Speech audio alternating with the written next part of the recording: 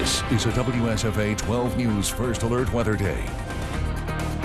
And we have issued a first alert weather day as we're anticipating strong to potential severe storms across parts of central and south Alabama. Look at this beautiful rainbow now setting up over this scene of destruction. It's kind of interesting to see the juxtaposition of a beautiful rainbow over a scene of complete and utter destruction that is now really something that the residents of Wetumpka are going to have to clean up from. And I figured, Lee, what better way to tell you better safe than sorry than somebody who was safe and he's not sorry about it. This is 11-year-old Quinn right now. Sorry it is kind of loud out here. We do have somebody working with chainsaws trying to fix these trees. But Quinn, if you wouldn't mind just telling me, you were inside the church, and this building right behind the church actually belongs to your grandparents, correct? Yes. And I know you said it was a very quick 15 seconds, but what was going through your mind as an 11-year-old inside church with probably a lot of people you know? What was the first thing that kind of crossed your mind?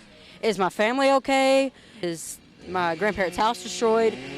Everything was just spinning through my mind. Just going crazy. But everybody in the church inside with you was okay. And we actually have somebody who's not a human. We have a bird friend right here. Ted, maybe we can zoom in. So tell us a little bit about, hi little birdie. I know it's very scary. Tell us, where'd you get this bird and why do you have it? There's a tree over there and we just saw something moving in there. And my friend's dad came over there with a stick moving some wood. And he just picked it up and gave it to me, and I've been holding it since.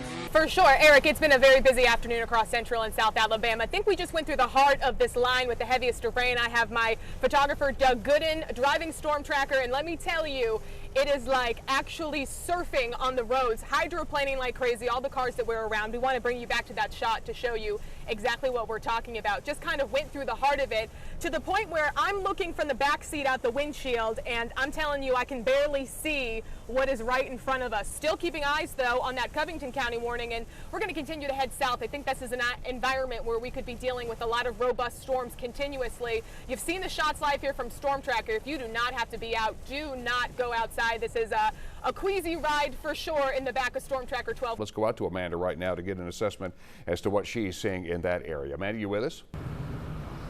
Yeah, John, we're here right now in Eufaula. That's Barber County. We're standing across the street from the Eufaula Municipal Airport. Lots of damage. It's a very hectic scene right now. Traffic still trying to make its way across in front of the municipal airport, but we're seeing plenty of damage. We're getting reports that the northern side of town was hit hard as well. Take a look over my right shoulder. You can see trees that have been just completely snapped. We're talking huge trees that have probably been here for decades that are just snapped. Is one of the worst scenes that we've seen in quite some time, and obviously under a tornado warning. We were earlier in Eufaula, and the whole First Alert weather team was there in studio giving you updates on that. We have other crews over in the Lee County area, in southern portions of Lee County. This was just one of the other kind of violent storms that I think really caused major impacts. Eufaula in particular, one of the big cities in the county that was hit by likely a strong violent tornado. Right now we are standing outside of the Eufaula Municipal Airport. We have no injuries. Obviously, a very strong storm rolled through here and other parts of East Alabama. The National Weather Service office has already made plans to send surveying teams across the area. It still will probably take several days until we figure out just how strong the storm actually was. Meteorologist Amanda Curran just got back from looking at the damage. What did you see? We saw what was a home completely ripped off its foundation. The homeowner, her name's Julie Morrison, her husband and his son were inside the bathtub when the tornado struck their house. It was completely lifted off its foundation, and only minor injuries to report. But she said her husband jumped on top of her to protect her, and they only had minor injuries. But it's truly devastating, Sally. We told you in the forecast days leading up to this that we're not just talking about strong storms. We're talking about strong, long-lived storms, and unfortunately we saw that. The thing that kind of irked me and gave me chills, Judd, listening to him, is we did experience a radar malfunction at the Maxwell radar site. That covers almost all of our area in central Alabama. Imagine if that radar didn't get fixed, the number of lives that could have potentially been in danger. So the fact that we had that in place and we were able to see really all of the features that made this the deadly storm that it was, and were able to give people a first alert heads up. But there were several tornadoes across central and south Alabama. A man actually sent me a message and video from the Eufaula airport, which I happened to go survey right after it happened. He told me he was there with his aircraft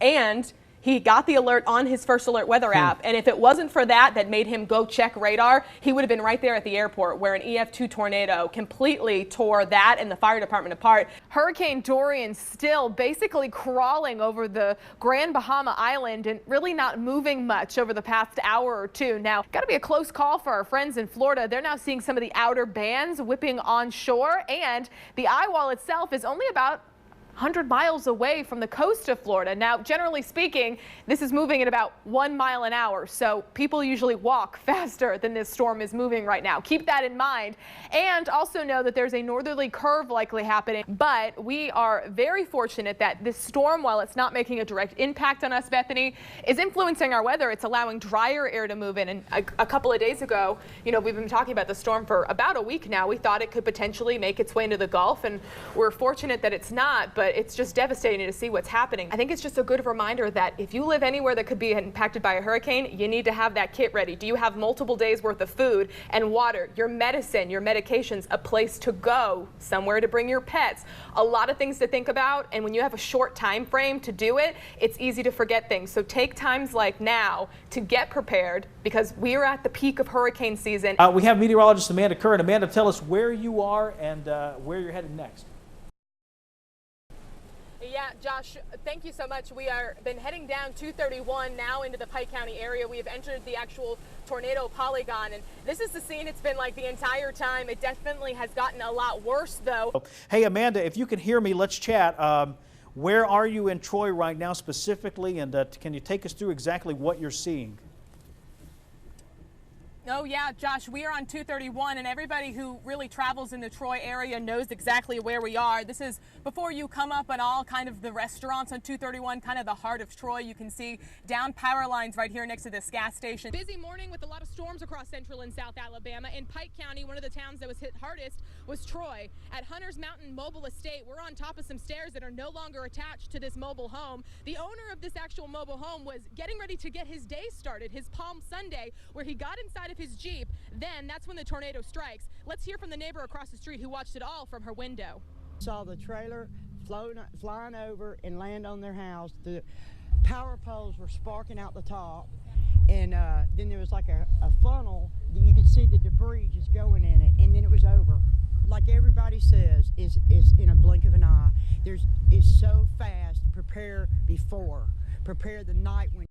Because you think, well, you know, it'll be okay, but it wasn't. And as you see, it's horrible. But thank God no one's been killed. And just like you heard Cecilia say, you definitely need to have a secondary place to go, especially if you live in a mobile home. If there's any threat for severe weather, you need to have another sturdy structure to go to and multiple reliable ways to get weather information, especially at night. That dry air will continue to dominate the forecast over the next couple of days. That's why we're going to have those effective cool-offs during the morning and then a nice warm-up during the afternoon. Now, you got to remember this, though. Models sometimes get stuck in one weather pattern or another. They still think that we have a lot of moisture in the atmosphere. It takes a couple of days for them to adjust when we go from major swings like that. So they're a little bit on the lower end of the spectrum when it comes to temperatures. I don't think everybody gets stuck in the 40s tomorrow with that sunshine. I think we heat up pretty effectively and make it into the low and mid 50s for a lot of you. So most of you are anywhere between 2 to 2.5 upwards or 3 inches below what is considered for normal rainfall here in Alabama. To give you an example, Montgomery, you have only seen 5/100ths of an inch of rain, and unfortunately that number will likely stay the same as we go throughout the last couple of days of September unless we get some meaningful rainfall across central and south Alabama. Could see a few rogue showers, but it's not going to be enough to say that we get any drought busting rain. Most of you stay completely dry, and that means not only are we talking potential record heat tomorrow, but with little or no rain in the forecast this month of September 2019 could go down the record books, not only for as the driest September we've seen in Montgomery, but potentially the hottest too. Across central and south Alabama, we got numbers clocking in already at 90 degrees in Evergreen and Andalusia. Baby, it's so God hot. I mean, it's hot over here in Montgomery. That's all I got to say. She's trying to break it to y'all easy. It's hot. Good. I don't even know who you are. You want to come shake my hand? No? I don't even. Amanda? Hey, baby, I'm Hattie Mae. Very nice to meet you. Yeah, I'm Tyler Perry, Boo 1, Boo 2, Muddy, Family Feud. Wishing everyone you. Hey, it's hot. Just believe that. Hey, can some people come see you with some air conditioning when they come to see you? Is there free AC? Yeah, tell them come on out there. It's the Okay. Truth About Black Men is the name of the place.